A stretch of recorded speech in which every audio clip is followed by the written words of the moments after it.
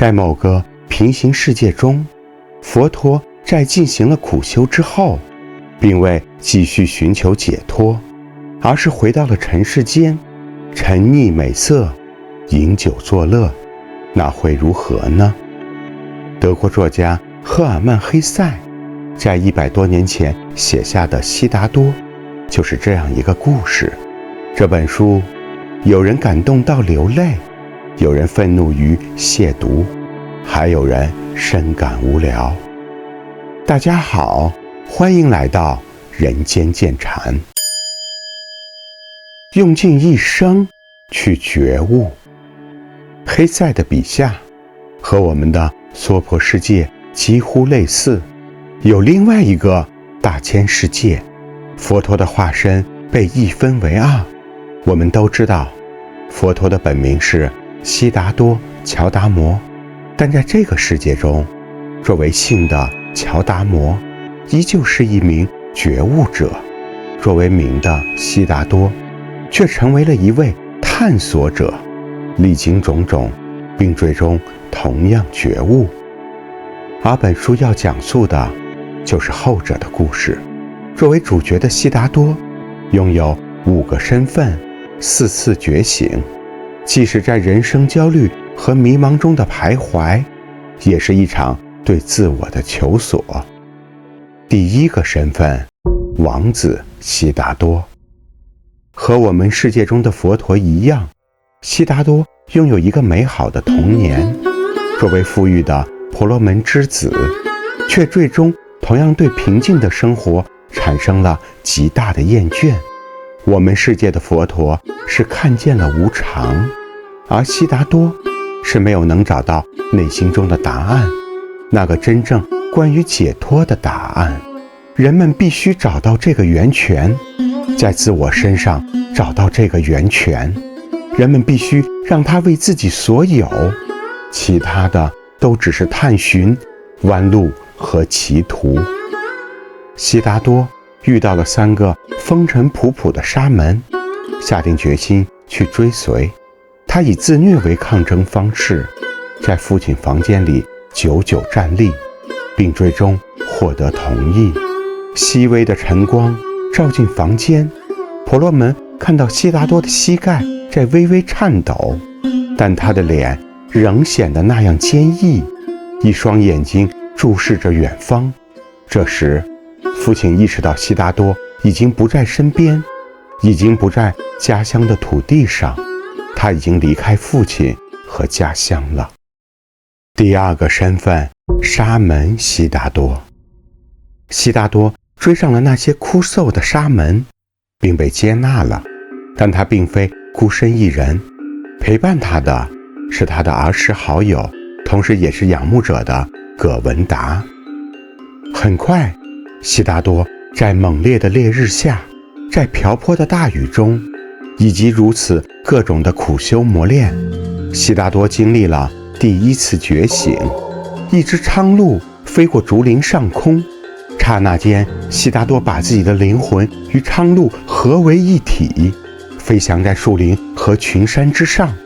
一只已经死了的豺狼躺在沙滩上，悉达多让自己的灵魂潜入这具尸体，逐渐膨胀、发臭、腐烂，化为尘土。它是动物，是尸体，是石块，是木头，是流水，但每一回它都会惊醒过来，还是他自己，在轮回中摇摇摆摆，感觉到渴望，克服了渴望，又感觉到新的渴望。我们都知道《金刚经》有云：无我相，无人相，无众生相，无寿者相。悉达多算是已领悟了前3个了，但很可惜还不够。悉达多对葛文达说：什么是禅定？什么是脱离肉身？什么是斋戒？什么是屏息敛气？这是想要逃离自我，这是一种对自我存在的苦恼的短暂摆脱，这是一种对抗痛苦和生活的虚无的短暂麻醉。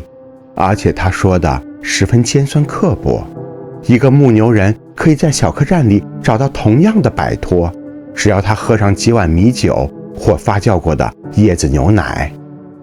这一段便有禅宗的智慧在其中，磨砖不能成镜，打坐岂能成佛。可是悉达多同样也没有答案，他仍然需要苦苦寻找。终于在这个世界上也有了佛陀度化众生的身影。一个消息，一个谣言，一个传闻，说出现了一个名叫乔达摩的人，是一个佛陀，战胜了世上的一切苦恼，终止了再生之轮的旋转。2位年轻的沙门出发了，去拜见这个世界的佛陀。就这样，悉达多遇见了乔达摩。这位圣人在灵院里，用柔和却异常坚定的声音解释了何谓四谛，何谓八正道。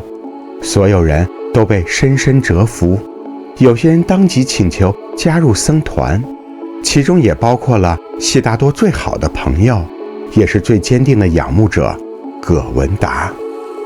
然而悉达多却没有这么做。假如此时他也加入了，那么他们就会合二为一，和我们世界中的佛陀一样，在奢靡生活中看见无常，在沙门苦修中离开歧途。那么悉达多为何不呢？他是这样和乔达摩说的：您按照自己的探索方法，通过思想潜修认识领悟，找到了自己的道路，成为佛陀，而不是通过学说。尊敬的圣人，这便是我的想法。没有人可以通过照搬别人的学说而获得解脱。关于这段话，我们有一个高度的概括：知行合一。这虽然来源于王阳明的心学，但别忘了，心学一词来源于佛学经典，并在宋代融入了儒学。就这样，悉达多告别了葛文达，他的下一站是红尘。第3个身份，红尘悉达多。悉达多告别了人群，将圣人和朋友都留在了身后。他不断地走，不断地想，最终他意识到秘密可能就在自己身上。他经历了第2次觉醒。他环顾四周，好像生平第一回看见世界。世界多么美丽，多么绚烂，又多么奇妙而迷人啊！天空在流动，河水在流淌，树林和山峰伫立，一切如此美丽，一切如谜一般充满魅力。我真是愚蠢之至。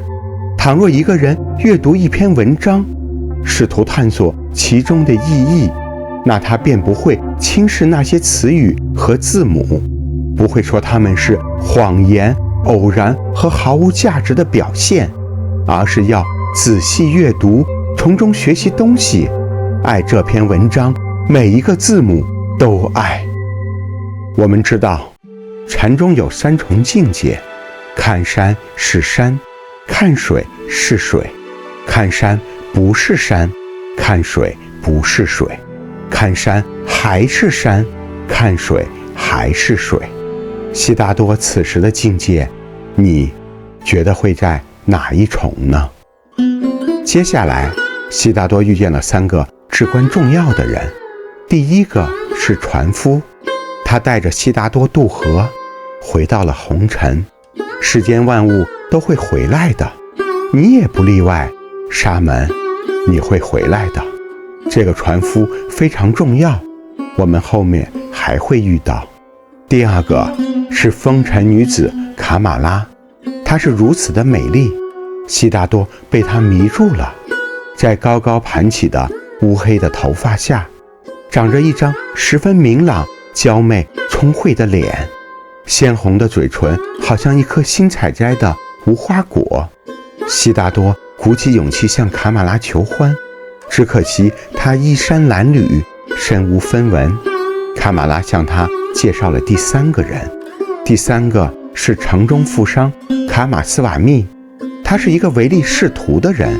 一个行动敏捷、机智灵活的男子，头发已经花白，眼睛显得十分机警，嘴角流露出贪婪。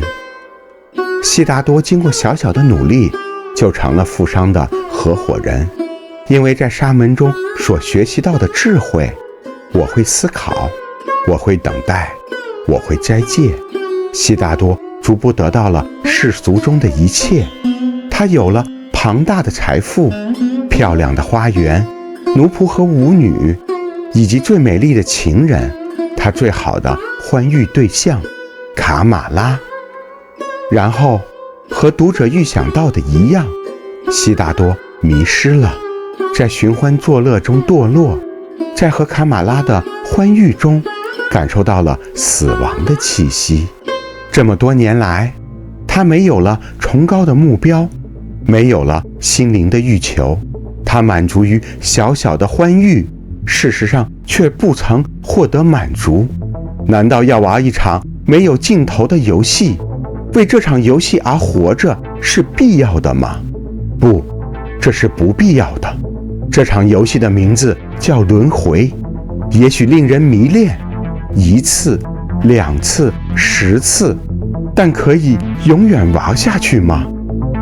佛学认为，如果人们对轮回没有出离心，那就不会有真正的发心。赫尔曼·黑塞深知东方哲学中的这一思想，我们会在后面谈到。悉达多和卡马拉最后一场会面，卡马拉一边流泪一边亲吻，仿佛要从这短暂的欢愉中挤出最后一滴甜蜜。之后，悉达多便失踪了。他丝毫不感到惊讶，他不是一直等着这一天吗？他原本不就是一个沙门，一个流浪者，一个苦行僧吗？但他不久之后就发现，他有了悉达多的孩子。第4个身份，船夫悉达多。悉达多痛苦不已，远离城镇，在河边行走。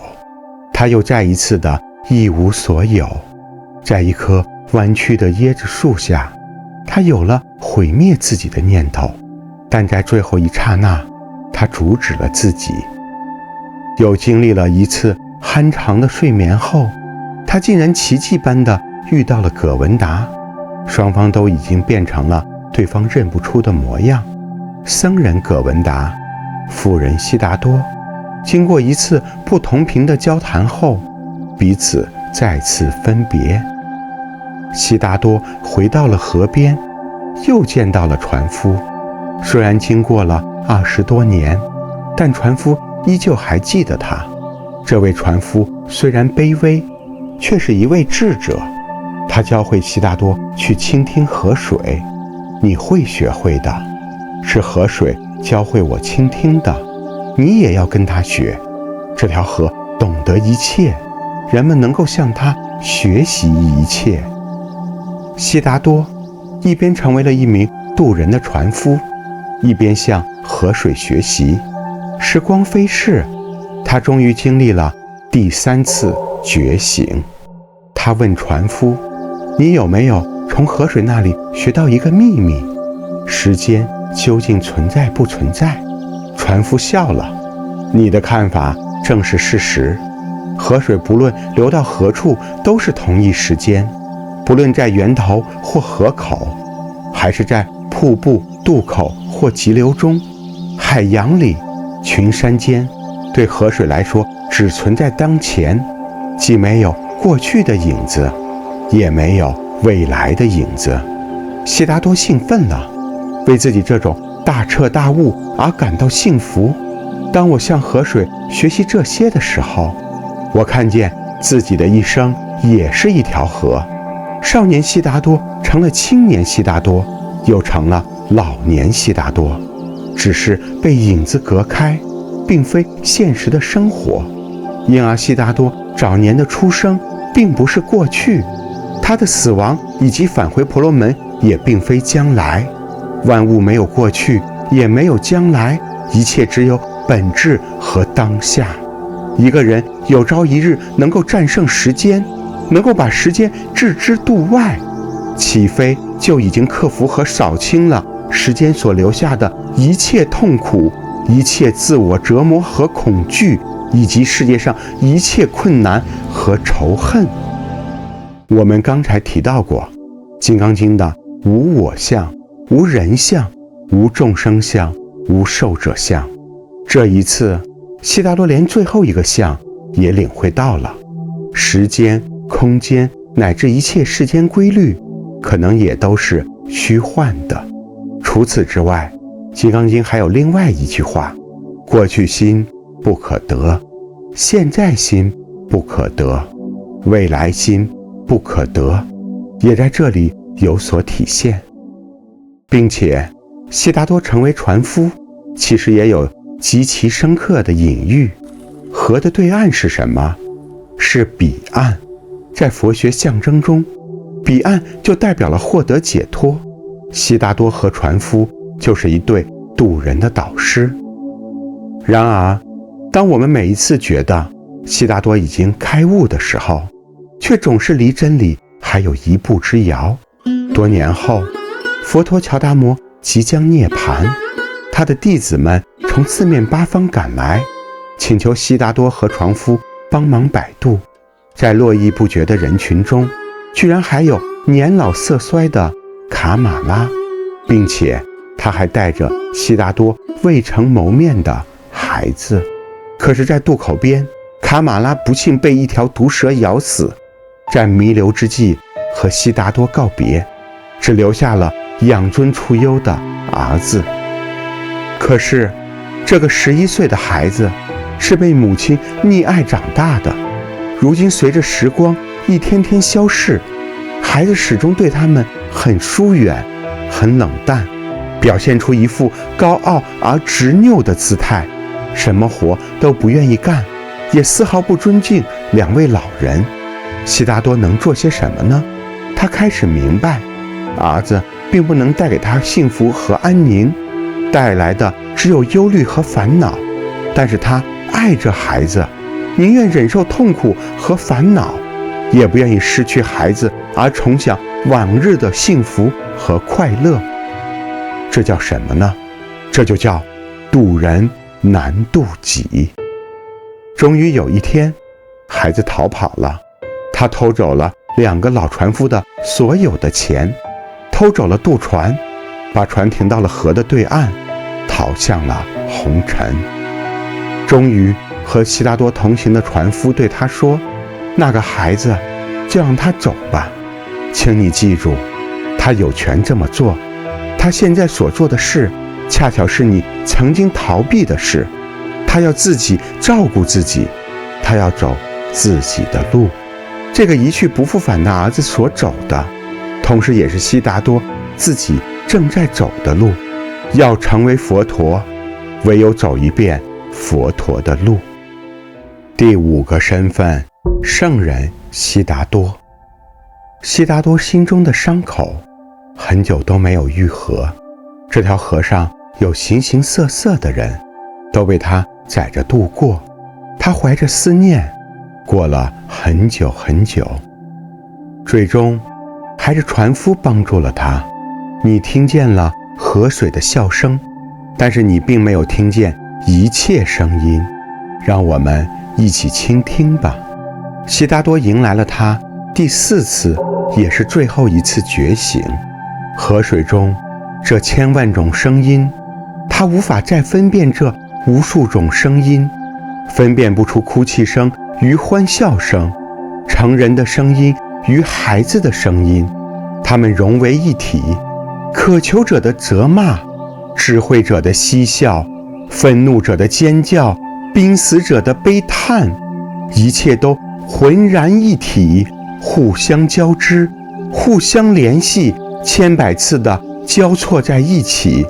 一切声音，一切目标，一切欲望，一切痛苦，一切喜悦，一切善与恶，统统集合在一起。